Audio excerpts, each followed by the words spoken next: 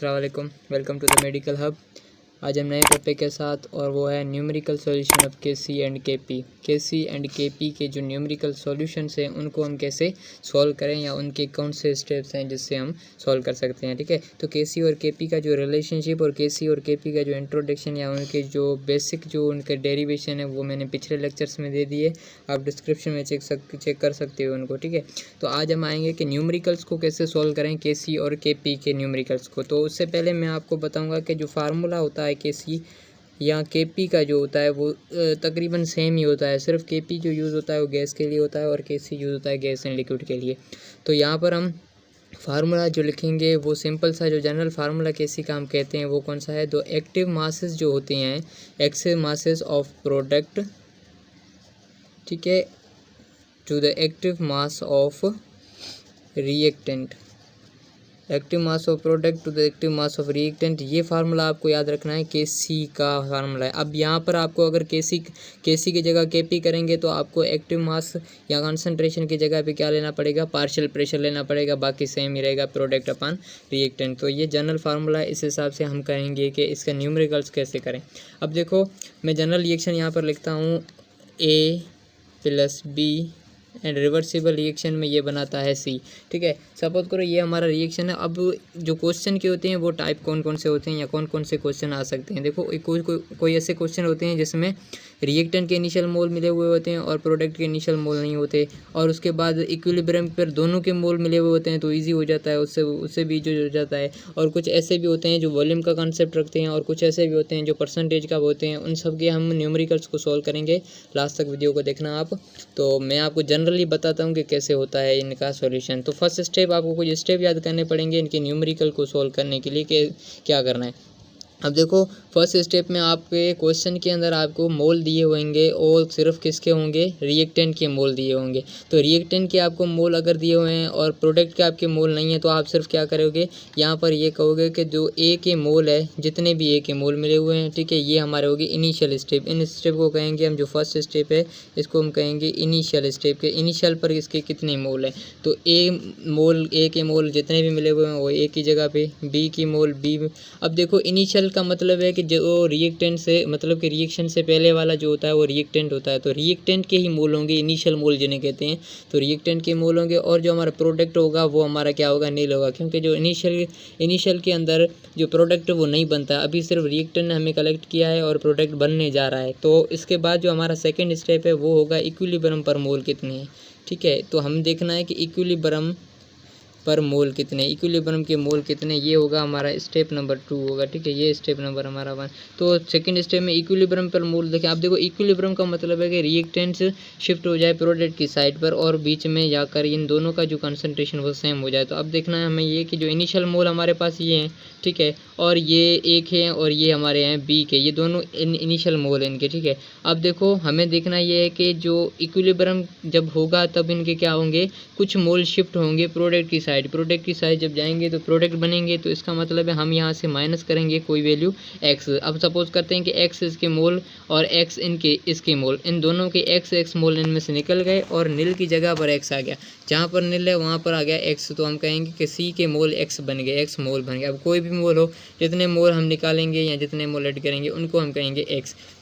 ये हो गया हमारा सेकंड स्टेप हो गया कि इसमें हम क्या करना है कि एक्टिव मास जो हमारे मोल मिले हुए हैं ना, उनमें से हम ऐसी वैल्यू को माइनस करेंगे और ऐसी वैल्यू को प्लस करेंगे यहाँ पर। अगर यहाँ पर सी के भी मोल मिले हुए होते हैं ना नील की जगह पे, तो हम यहाँ पर प्लस करते हैं, माइनस नहीं करते, क्योंकि रिएक्टेंट टू प्रोडक्ट जाएगा तो प्रोडक्ट की साइड प्लस होगा, रिएक्टेंट की साइड से निकलेगा। ये हो गया सेकेंड स्टेप। अब जो थर्ड स्टेप है वो नेसेसरी स्टेप नहीं कहलाता। ठीक है, वो स्टेप आप यूज़ करो या नहीं करो, आपका रिएक्शन होगा, मतलब कि आंसर आ जाएगा। बट ये डिपेंड करता है कि हमारा क्वेश्चन कौन सा है। अगर आपके क्वेश्चन के अंदर वॉल्यूम जो है वो 1 dm³ दिया हुआ है, अगर 1 dm³ दिया हुआ है तो आपको थर्ड स्टेप करने की ज़रूरत नहीं है, क्योंकि 1 की कोई इतनी वैल्यू नहीं होती है जो हम यहाँ पर पुट करेंगे तो कोई फ़र्क नहीं पड़ेगा। अगर हमारा 1, अगर 1 से ज़्यादा, अगर 2 dm³, 3 dm³ या कुछ और वॉल्यूम मिला हुआ है तो हम थर्ड स्टेप करेंगे। और थर्ड स्टेप क्या कहता है कि जो हमारा इक्विलिब्रियम पर मोल हैं, ठीक है, इक्विलिब्रियम पे हमारे मोल है वो डिवाइड होंगे वॉल्यूम से। जो हमारे इक्विलिब्रियम पर मोल हैं वो डिवाइड होंगे वॉल्यूम कोई भी मिला हुआ, हमारे इक्विलिब्रियम वाले मोल जो हैं वो डिवाइड होंगे वॉल्यूम से। अब ये हो गया हमारा थर्ड स्टेप। और जो हमारा फोर्थ स्टेप में लास्ट स्टेप जो कहेंगे हम लास्ट स्टेप है वो सिर्फ यही है कि हमें क्या करना है, इस फार्मूले को अब यूज़ करना है। इस फार्मूले ने क्या कहा था कि जो Kc होती है वो हमारी प्रोडक्ट के एक्टिव मासेस पर और रिएक्टेंट के एक्टिव मासेस का आपस में मतलब कि रेशियो है। तो हम कहेंगे Kc के प्रोडक्ट की जो एक्टिव मासेस है वो कौन से हैं, Cx/V, ठीक है। तो ये हम इसके एक्टिव मास हो गया जो वॉल्यूम मतलब डिवाइड हो रहा है, और ये हो गया प्रोडक्ट। अब आते हैं रिएक्टेंट के, जो रिएक्टेंट के कौन से हैं, Am/V, ठीक है। एक्टिव मास को हम ऐसे लिखेंगे, और दूसरा कौन सा है, Bm-X/V। ये हो गया जनरल, ठीक है। तो इसको कहेंगे ये लास्ट स्टेप। और इसके बाद अगर आपको Kc मालूम करनी है तो इनकी वैल्यू पुट करो। अगर आपको Kc मिली हुई है और इनकी वैल्यू को मालूम करनी है तो वो आप यहाँ से Kc की वैल्यू पुट करके ये मालूम कर सकते हो। अब देखो ये जो है हमारा, ये हमारा फार्मूला है। ये हमारा फार्मूला सिंपल तब होगा जब हमारा 3 स्टेप नहीं होगा, मतलब कि नहीं हम फॉलो करेंगे 3 स्टेप। तब कब नहीं करेंगे, जब हमारा वॉल्यूम 1 dm का, अगर 1 यहाँ पर दें तो कोई फ़र्क नहीं पड़ेगा इक्वेशन पर। तो 1 हम यहाँ पर दे के तो Cx/Am/V के मोल, ठीक है। ये हो गया हमारा, इससे भी सिंपल फार्मूला बन गया अगर हमारा 3rd स्टेप नहीं यूज़ किया हुआ है।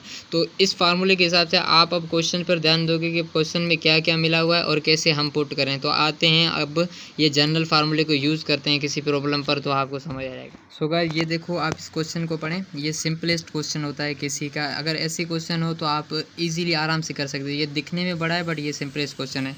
देखो ये 2a + b और c, the initial amounts of reactant present is 1 dm3। अब देखो 3rd स्टेप हमारा किया हुआ है, 3rd स्टेप हमें नहीं फॉलो करना है। 0.50 moles of A and 0.60 moles of B. ये हमारे जो मिले हुए हैं, ये कौन से मिले हुए हैं, हमारे इनिशियल मोल हुए मिले हुए हैं, मतलब फर्स्ट स्टेप ये मिला हुआ है। अब आते हैं, देखते हैं कि इक्विलिब्रियम की at equilibrium amount were 0.20 moles of A and 0.45 moles of B and 0.15 moles of C. अब देखो हमारा सेकंड स्टेप किया हुआ है, फर्स्ट स्टेप भी मिला हुआ है और 3rd स्टेप भी मिला हुआ है, मतलब 3 स्टेप हमारे मिले हुए हैं। अब देखो आपको जो क्वेश्चन के जो हमारे फार्मूले में जो रखना होता है ना, वो होता है हमारा सेकंड स्टेप। जो सेकंड स्टेप मेन इंपॉर्टेंट, जो सेकंड स्टेप और 3rd स्टेप का कलेक्शन होता है वो हमारा होता है फार्मूले में। अब देखो आपके पास जो हमारा सेकंड स्टेप मिला हुआ है, इक्विलिब्रियम के मोल मिले हुए हैं, आपको इनिशियल मोल नहीं चाहिए, आपको वॉल्यूम भी नहीं लेना क्योंकि वॉल्यूम 1 dm3। 3rd स्टेप को आप छोड़ दें, बाकी बचा फर्स्ट और सेकंड स्टेप। तो फर्स्ट स्टेप को आपके इनिशियल मोल है और सेकंड स्टेप आपको ऑलरेडी मिला हुआ है, तो आपको सिर्फ लेने कौन से, इक्विलिब्रियम के मिले हुए हैं तो वही लें आप। तो सिंपलेस्ट इसको हम कहेंगे कि Kc जो होती है वो हमारी, पहले हम इसको फार्मूले के हिसाब से लिखें कि ये हमारा प्रोडक्ट हो गया C और ये हमारा A और इसके पावर जाएगा 2 और ये हमारा B। अब देखो इक्विलिब्रियम के मोल इसमें आते हैं, तो हमारे C के इक्विलिब्रियम के मोल जो होते हैं वो क्या होते हैं, C के इक्विलिब्रियम पर कितने मोल मिले हुए, 0.15, ठीक है। ये मिले हुए हमारे इक्विलिब्रियम पर C के मोल। अब आते हैं कि A के मोल कितने मिले हुए हैं, 0.20 मोल मिले हुए हैं A के, और जो B के मोल हैं वो 0.45 मिले हुए हैं B के मोल। अब ये देखो आपने कोई भी फर्स्ट स्टेप 3rd स्टेप नहीं किया, सिर्फ सेकंड स्टेप को ही लेंगे, वो हमारा होगा क्वेश्चन का जो फार्मूले का डेटा होगी वो हमारा होगा सेकंड स्टेप होगा, इक्विलिब्रियम हमारा। तो इसको अगर हम सॉल्व करेंगे तो हमारा आंसर आ जाएगा। इसको अगर सॉल्व करें तो इसका आप कैलकुलेटर से सॉल्व कर सकते हो या सिंपल कर सकते हो। ये हमारा आंसर आएगा 8.5 या 8.3 समथिंग आएगा। ये होगी हमारी Kc की वैल्यू होगी इस क्वेश्चन के हिसाब से। तो देखो ये क्वेश्चन जो था, ये फर्स्ट हमारा क्वेश्चन, ये हमारा सिंपलेस्ट क्वेश्चन था। इसमें मैंने बताने की यही चीज़ थी कि अगर आपको इतना बड़ा लिखा हुआ है तो आपको अगर इक्विलिब्रियम के मोल मिले हुए हैं तो जस्ट आपको वही पुट करने हैं। आपको ना फर्स्ट स्टेप लिखना है ना ही आपको 3rd स्टेप। अगर 3rd स्टेप पर अगर 2 मोल होते हैं तो इन तीनों को आप क्या करते, 2 से डिवाइड करते, ठीक है, 2 से। तो ये हमारा 3rd स्टेप फॉलो हो जाता। अब हमारा देखो सेकंड स्टेप ही लेना, तो सेकंड स्टेप लेकर हमने Kc की वैल्यू कर ली। अब एक और क्वेश्चन करता हूँ जो इससे थोड़ा कॉम्प्लिकेटेड होगा, उस पर आप। सेकंड क्वेश्चन हमारा जो है वो है हाइड्रोजन आयोडाइड की डिसोसिएशन होती है हाइड्रोजन और आयोडीन के अंदर, ठीक है। तो हमारा क्वेश्चन क्या कहता है कि 2 mole of hydrogen iodide is introduce in 1 dm³ of vessel. मतलब कि हमारा 3rd स्टेप वॉल्यूम वाला 1 dm³ है, उसको थोड़े आप अब इनिशियल और इक्विलिब्रियम को देखना है। अब देखो 2 मोल मिले हुए हैं हाइड्रोजन आयोडाइड के जो डिसोसिएट होते हैं या इंट्रोड्यूस होते हैं वेसल के अंदर, और इक्विलिब्रियम पे हमें 40 मोल HI के डिसोसिएट हो जाते हैं। अब हमें Kc मालूम करनी है, ठीक है। तो हमें देखेंगे अब फर्स्ट स्टेप जो हमारा है वो कौन सा है कि इनिशियल पर कितने मोल मिल रहे हैं। इनिशियल पे हमें हाइड्रोजन आयोडाइड के मिल रहे हैं, सिर्फ 2 मोल मिल रहे हैं हाइड्रोजन आयोडाइड, और इन दोनों के क्या मोल हैं, नील मोल हैं, कोई मोल नहीं है इनके। तो इनका हम कहेंगे नील। ये हो गया हमारा इनिशियल स्टेज। अब आता है जो सेकंड स्टेप है वो हमारा है इक्विलिब्रियम स्टेज। अब इक्विलिब्रियम स्टेज पे क्या कहता है 40 मोल HI के डिसोसिएट होते हैं। तो हाँ, यहाँ पर हम रफ अमल करते हैं कि 40 मोल को कैसे चेंज करें, हम फिजिकल वैल्यू में कैसे चेंज करें। तो 40 मोल हाइड्रोजन आयोडाइड के चेंज हो रहे हैं, मतलब कि 40 मोल और ये हमारे है कितने 2 मोल है। तो हम कहेंगे 40 मोल ऑफ 40% ऑफ 2 मोल। तो 2 मोल के 40% डिसोसिएट होते हैं। तो इसको अगर आप सोल्व करें तो क्या होंगे 2 मोल, ठीक है, 40% डिवाइडेड बाय 100, तो ये हमारे हो गए 0.8 हो जाएंगे। 0.8 मोल हमारे क्या हो रहे हैं डिसोसिएट हो रहे हैं। तो इक्विलिब्रियम के हम कहेंगे कि 2 जो मोल इनिशियल थे उसमें से हमारे डिसोसिएट कितने हो रहे हैं 0.8 मोल हमारे डिसोसिएट हो रहे हैं 2 मोल में से, ठीक है। तो 0.8 मोल हमारे डिसोसिएट हुए, तो यहाँ पर बनेगी भी कितने 0.8 डिसोसिएट हुए। अब देखो यहाँ पर ये 2 वैल्यूज़ हैं हमारी, तो 2 वैल्यूज़ में इसके 2 मोल्स हैं, 0.8 मोल है। यहाँ इन दोनों का एक मोल है, तो यहाँ पर हम 0.8 नहीं लेंगे, 0.44 लेंगे। अब इस मोल को आपको देखना है क्योंकि इसके 2 मोल है और इन दोनों के एक मोल है। तो 1 मोल पर हम इसको हाफ करेंगे, 0.4 इसके 0.4 इसके। अब देखो इसको सॉल्व अगर करोगे तो क्या आएगा 1.2 आएगा, और ये 0.4 ऑलरेडी और 0.4 ये और ये हो गए। अब जो हमारा वॉल्यूम कितना बोला हुआ है 1, तो इसका जो थर्ड स्टेप है वो हम नहीं फॉलो करेंगे। अब सिर्फ इसको फार्मूले में हम पुट करेंगे। जो प्रोडक्ट है तो इसका फार्मूला कैसे बनेगा, हाइड्रोजन आयोडाइड का प्रोडक्ट H2I2, ठीक है, ये हो गए HI और स्क्वायर, ठीक है, क्योंकि 2 मोल हैं इसके। अब इसके फार्मूले में अगर हम पुट करेंगे H2 की वैल्यू कितनी है 0.4 इंटू 0.4 और HI को 1.2 को जब हम इसको करेंगे स्क्वायर करेंगे इस, तो इनका सॉल्यूशन जो होगा वो हमें देगा 0.11 kc। तो ये kc हमारी निकली कितनी 0.11 kc निकली हाइड्रोजन आयोडाइड और डिसोसिएशन थे इसकी इतनी केसी निकलती है। तो देखो कहने का ये मतलब है कि अगर परसेंटेज वाले क्वेश्चन हो तो हमें ये मोल्स को ध्यान में रखना पड़ेगा। अगर हमको 2 मोल मिले हुए हैं तो इसको 2 मोल के हिसाब से हम पहले इसको फिजिकल वैल्यू में चेंज करेंगे। उसके बाद जब हम इसको पुट करेंगे तो हमें ये देखना है कि यहाँ पर कितने मोल। अगर यहाँ पर 1 मोल होते हैं तो 0.4 यहाँ पर लेते हैं हम, 0.4 यहाँ पर, 0.4 यहाँ पर लेते हैं। अगर इसके 2 मोल है तो इसके 2 मोल का हमने निकाला 0.8, 1 मोल का निकालते 0.4 निकलता। तो इस चीज़ को आपको ध्यान में रखना है। अब ये अगर इस प्रॉब्लम की जगह पर, इस इक्वेशन की जगह पर अगर कोई और इक्वेशन हम लेते हैं, सपोज करें यहाँ पर मैं करता हूँ सेकंड इक्वेशन हम लेते हैं PCl5 जो डिसोसिएट होता है किसमें PCl3 में और Cl2 में डिसोसिएट होता है। इसी फार्मूले को इसी डेटा के तहत इसको अगर सॉल्व करेंगे तो कैसे सॉल्व करेंगे हम, इनिशियल मोल इसके हमें पता है कितने हैं 2 मोल हैं जो क्वेश्चन के अंदर दिए हुए हैं, 2 mole of hydrogen iodide, 2 mole of PCl5, ठीक है। और इसके कितने हैं निल है, इसके भी कितने हैं निल है मोल, ठीक है। तो ये हो गया हमारे फर्स्ट जो इनिशियल वाले। अब आते हैं इनिशियल, अब आते हैं इक्विलिब्रियम पर मोल कितने। इक्विलिब्रियम पर हमारे मोल कौन से बनेंगे 2 - x बनेंगे यहाँ पर, ठीक है। यहाँ पर 2 - x बनेंगे। x मोल यहाँ पर निकला, इसका x मोल, क्योंकि x क्यों कहा है इस यहाँ पर इसके कितने मोल है, यहाँ पर 1 है, मतलब कि इसका कोएफिशिएंट 1 है, तो यहाँ पर हम देंगे 2 - x ही देंगे। अब देखो x यहाँ पर इस फार्मूले में हम 2 मोल तो दे रहे हैं, बट यहाँ पर 2 है तब भी हमने 0.4 लिया। यहाँ पर इसका 2 नहीं है, इसका 1 है, तो यहाँ पर भी 0.8 लेंगे। तो इन दोनों की जगह पर भी 0.8 ही लेंगे, क्योंकि जो क्वेश्चन के अंदर इनिशियल मोल 2 है, बट यहाँ पर इक्विलिब्रियम के अंदर जब आते हैं तो इसके कोएफिशिएंट 2 है, इसका मतलब तभी हमने इसको 0.4 लिया, क्योंकि हाफ करना पड़ेगा। यहाँ पर 1 है तो यहाँ पर 2 है तभी इसको हाफ किया। यहाँ पर देखो 1 है तो इसकी जगह पर हम 2 - 0.8 करेंगे, 0.8 इसका और 0.8 इसका। यहाँ पर डायरेक्ट लेंगे हम 2 मोल का सिस्टम लेंगे, क्योंकि इनिशियल पे 2 मोल है। यहाँ पर अगर 2 होते तो हाफ कर देते हैं, यहाँ पर 0.8 लीटर, यहाँ पर 0.4। इस इक्वेशन को लेने का मतलब यही है कि आपको कोएफिशिएंट को देखना है। अगर कोएफिशिएंट 1 है तो आपको x का वैल्यू जो है वो निकली वही देखनी है, क्योंकि इनिशियल मोल का हम देखेंगे, और अगर 2 है तो उसको हाफ करना होगा अगले जो प्रोडक्ट की साइड पे। तो इसका जो होगा वो 1.2, 0.8, 0.8। अब इन दोनों को देखो फ़र्क आ रहा है, वहाँ पर 0.2, 0.4 है, यहाँ पर 0.8 है। इसको अगर हम फार्मूले में लें Kc और PCl का, ये हो गया PCl3, ठीक है, Cl2, यहाँ हो गए PCl5, ठीक है। अब यहाँ पर अगर इस फार्मूले में हम पुट करें 0.8 × 0.8 और PCl5 का कितना 1.2, तो इसको अगर सोल्व करेंगे तो इसकी केसी आएगी डिफरेंट आएगी, 0.53 आंसर आएगा इसका। तो देखो केसी में डिफरेंस आ रहा है, क्या वजह है, कि इसके कोफिशिएंट में ही वजह है कि कोफिशिएंट को हम लेने में आप ध्यान रखना कि इसके कोफिशिएंट कितने परसेंटेज के हिसाब से फार्मूले में ऐसे हम सॉल्व करेंगे। तो होप आपको समझ आया होगा ये। अब एक लास्ट क्वेश्चन करूँगा जो कंपेरिजन वाला है, उसके बाद फिनिश करेंगे इस वीडियो को। सो ये नेक्स्ट क्वेश्चन है, इसको आप पढ़ें, इसको समझें और इसकी सॉल्यूशन करते हैं। ये उससे थोड़ा डिफरेंट है। 2 moles of hydrogen and 2 moles of iodine are introduced in the reaction vessel 1 dm3। ठीक है, अब 1 dm3 वेसल का वॉल्यूम है और 2 मोल हाइड्रोजन के 2 मोल आयोडीन के मिल रहे हैं, मतलब कि रिएक्शन में मिला रहे हैं। अब एट इक्विलिब्रियम पे 0.8 mole of hydrogen were present. अब देखो इस पॉइंट को आपको समझना पड़ेगा। वर प्रेजेंट, प्रेजेंट लिखा हुआ है यहाँ पर डिसोसिएट या यहाँ पर ब्रेकडाउन नहीं लिखा हुआ, यहाँ पर प्रेजेंट लिखा हुआ है, तो इस चीज़ को आपको समझना होगा।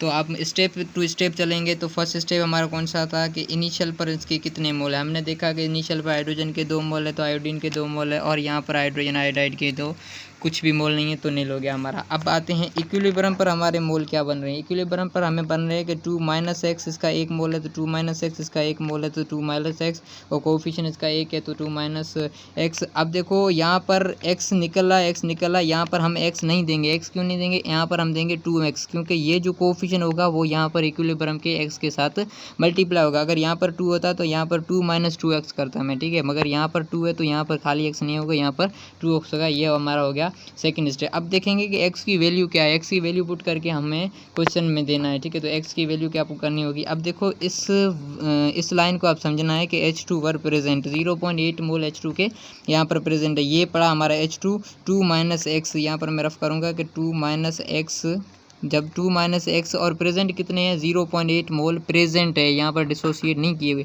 अगर यहाँ पर लिखा होता 0.8 mole of H2 dissociate and 0.4 mole of I2 dissociate, तो यहाँ पर हम x की वैल्यू डायरेक्टली वही लिखते जो मिली हुई है, पर यहाँ पर प्रेजेंट का लिखा हुआ है तो हम यही कहेंगे कि 2 - x, तो इसकी x की वैल्यू आएगी 0.8 प्लस 2 प्लस 2 नहीं, प्लस नहीं, माइनस प्लस माइनस हो जाएगा, वहाँ पर चला जाएगा, ये प्लस का उधर आएगा, ये माइनस का उधर, और माइनस का प्लस हो जाएगा। एक्स की वैल्यू हमें प्लस की करनी है, तो प्लस के हमारे क्या बनेंगे 0.8, सॉरी ये उल्टा लिख लिया मैंने, 2, ये उस तरफ जाएगा, ये इस तरफ आएगा, 0.8, 1.2 आ जाएगा। इसका x की वैल्यू होगी 1.2 आएगी अगर इसको मैथमेटिकली अगर हम सॉल्व करें तो x की वैल्यू आएगी 1.2, यहाँ पर 1.2 पुट करें, यहाँ पर भी 1.2 पुट करें, और यहाँ पर भी 1.2 पुट करें x की वैल्यू। अब देखो इसको सॉल्व करो 0.8 आएगा, इसको सॉल्व करो 0.8 आएगा, इसको सॉल्व करो 2.4 आएगा। ये आ गया हमारे इक्विलिब्रियम पर x की वैल्यू मालूम करने के बाद। अब आते हैं थर्ड स्टेप जो कहते हैं कि कंसंट्रेशन, क्योंकि इक्विलिब्रियम के जो मोल डिवाइडेड बाय इसका वॉल्यूम, तो ये हो गया कंसंट्रेशन इक्विलिब्रियम पर क्या होगा। तो देखो हमारे पास वॉल्यूम मिला हुआ 1, तो हम 1 ही देंगे, यहाँ पर इन तीनों के नीचे 1 ही देंगे। अब देखो केसी का फार्मूला क्या कहता है कि हाइड्रोजन आयोडाइड का जो प्रोडक्ट है वो हाइड्रोजन आयोडाइड स्क्वायर हो गया। फार्मूले के हिसाब से पहले हम फार्मूला लिखेंगे इसके रिएक्शन के हिसाब से, और उसके बाद हम वैल्यू पुट करेंगे। तो ये हमारा हो गया Kc, और Kc का हाइड्रोजन आयोडाइड की वैल्यू कितनी मिली हुई है 2.4, इसका स्क्वायर हो जाएगा, और यहाँ पर 0.8 हाइड्रोजन की और आयोडीन की 0.8, इन तीनों को अगर हम सॉल्व करेंगे, सॉल्व करने के बाद हमारी Kc जो आएगी वो 9 अप्रॉक्सीमेटली आएगी। ये हो गया हमारा थर्ड क्वेश्चन जो इस हिसाब से आपका हो सकता है। तो इस हिसाब के आपके क्वेश्चन हो सकते हैं जिसमें सिर्फ ये आपकी एक लाइन वर्ड प्रेजेंट वाली लाइन आपको मतलब कि आपको डिसअपॉइंटेड कर सकती है। तो आपको ये समझना होगा यहाँ पर वर्ड प्रेजेंट लिखा हुआ है या डिसोसिएट लिखा पड़ा है या कुछ और ही लाइन लिखी पड़ी है, तो आपको ये समझना पड़ेगा कि यहाँ पर क्या चीज़ है, ठीक है। अब लास्ट क्वेश्चन जो है वो है जनरल क्वेश्चन या जनरल व्यू हम कह सकते हैं कि सिर्फ कंपैरिजन वाला क्वेश्चन है, उसको आप इजीली कर सकते हो। लास्ट क्वेश्चन करूँगा उसके बाद। सो नेक्स्ट क्वेश्चन हमारा है, इसको ध्यान रखना आप।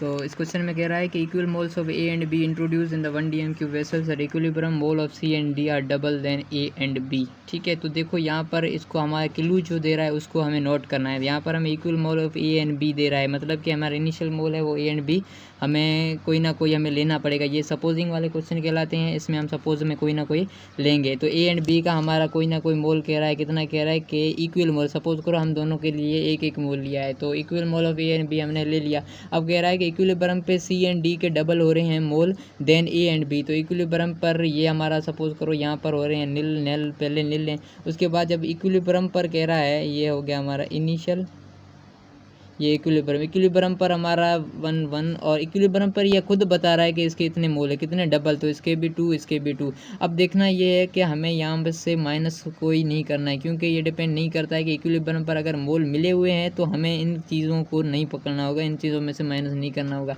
क्योंकि इक्विलिब्रियम पर ऑलरेडी मिले हुए हैं कि कितने मोल हैं। जैसे फर्स्ट क्वेश्चन हमने किया उसी हिसाब से ये क्वेश्चन होगा, तो यहाँ पर हमें 2 मोल।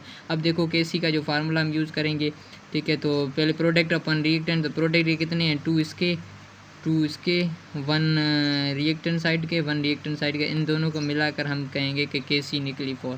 तो ये देखो सिंपलेस्ट क्वेश्चन है, बट ये ट्रिकी आपको मतलब कि कंफ्यूज कर सकता है। ऐसे आपको देखना सिर्फ यही है कि अगर आपको इक्विलिब्रियम पर मोल मिले हुए हैं ऑलरेडी तो आपको पीछे वाली डेटा देखने की ज़रूरत नहीं है, आपको जस्ट इक्विलिब्रियम वाले मोल ही आपको फार्मूले में पुट करनी है। उसके बाद हम सेकंड क्वेश्चन पर है, जो सेकंड क्वेश्चन इसी हिसाब से जो मतलब कि एलिमिनेशन यहाँ हम कह सकते हैं सपोजिंग वाला क्वेश्चन है, तो उसको हम करेंगे।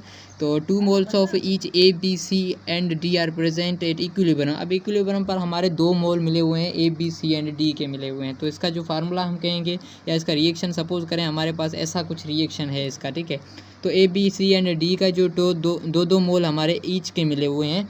अब उसके बाद कह रहा है 1.5 सी एंड डी के 1.5 हम रिमूव करते हैं, तो इक्विलिब्रियम केसी क्या बनेगी। हमें यहाँ पर इस चीज़ को गौर करना है कि 1.5 मोल सी एंड डी के निकलने के बाद क्या बनेगा। तो आपको ये चीज़ ध्यान रखनी है कि रिमूव करने से, रिमूव करना मतलब कि रिमूविंग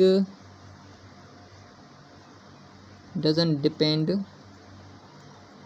ऑन केसी पर रिमूविंग या कंसंट्रेशन का डबल होना या कंसंट्रेशन का ऐड होना या रिमूव होना डिपेंड नहीं करता है। तो यहाँ पर 1.5 रिमूव हो रहे हैं, हमें कुछ नहीं है, क्योंकि हमारा सारा फोकस किस पर है, इक्विलिब्रियम पर है। हमें ऑलरेडी बताया गया है कि 2 mole A B C and D, 2 इसके और 2 इसके ऑलरेडी हमें बताया गया कि इन दोनों के इक्विलिब्रियम पे मोल मिले हुए हैं। अब इक्विलिब्रियम के बाद हमारा जो भी रिमूव या ऐड हो रहा है उस पर डिपेंड नहीं करेगी केसी, तो हमें जस्ट इक्विलिब्रियम के ही मोल लेने पड़ेंगे। उससे आगे वाली डेटा उसके पीछे वाली डेटा को छोड़ दो, तो आपको इसी डेटा को लेना पड़ेगा और इसी डेटा के तहत आप अगर फार्मूले में पुट करोगे इसको, तो ये देखो ये सारे आपस में कैंसिल होकर 1 बनाएंगे, तो केसी इसकी जो बनेगी वो 1 बनेगी। तो ये हो गया हमारा सिंपल क्वेश्चन जो हमें इस लाइन पर रखना है, या इसका सिर्फ क्वेश्चन का मतलब यही था कि जो केसी होती है वो डिपेंड नहीं करती कि कितना प्रोडक्ट की साइड या रिएक्टिंग की साइड हम रिमूव करते हैं।